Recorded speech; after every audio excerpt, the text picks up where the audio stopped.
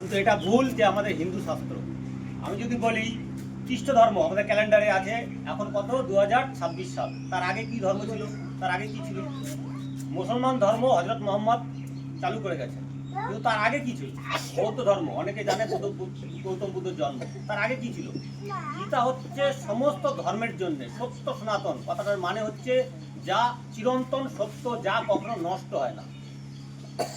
এই আমাদের ব্রহ্মাণ্ড শুরু হওয়ার আগেই এই গীতা ছিল এবং থাকবে, ভবিষ্যতে থাকবে। ঠিক আছে? এই গীতা দিয়ে, আর গীতার একটা মাহাত্ম্য আমি বলি, গীতা দিয়ে কোনো কাজ যদি শুরু করি আমরা, সেটা সম্পূর্ণ হয়। যেমন আপনি রান্না করছেন, রান্নার মধ্যে যদি খুব সুন্দর রান্না হলো, যদি নুন না দেন, রান্নাটা কেমন হবে? আমরা যে কোনো দান ধ্যান যাই করি না কেন, যদি গীতা সম্পর্কিত সেই কাজটা হয়, সেটা সুসম্পন্ন। এটা গীতার মাহাত্ম্য। হরে কৃষ্ণ।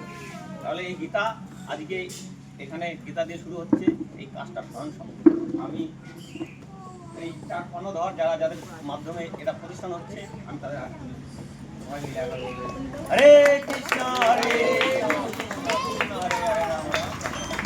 একটা খুব কম গীতা কেউ করতে চায় না, গীতা সবাই বাইন করে আসে, কিন্তু একটা মুসলমানকে বাধ্যতামূলক তার কোরআন করতেই হবে।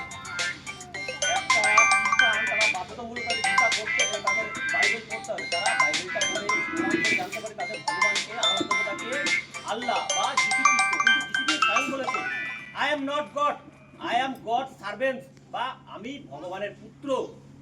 হযরত মুহাম্মদ কি বলেছে তার কোরআনে? আমি আল্লাহ না, আমি আল্লাহর পেগম, মানে দূত বার্তা। Krishna said that I am supreme God, আমি হচ্ছে একমাত্র ভগবান। এবং গীতায় চতুর্থ অধ্যায় মানে চতুর্থ অধ্যায় 7 নং শ্লোকে বলছেন, সর্বধর্মান পরিত্যাজ্য মামেকং শরণং ব্রজ, সমস্ত ধর্ম পরিত্যাগ করে আমার শরণ করো, আমি তোমাকে রক্ষা করব। আর গীতায় বলছে যে আমি কোনো দূত না, আমি স্বয়ং ভগবান। বোঝা গেল?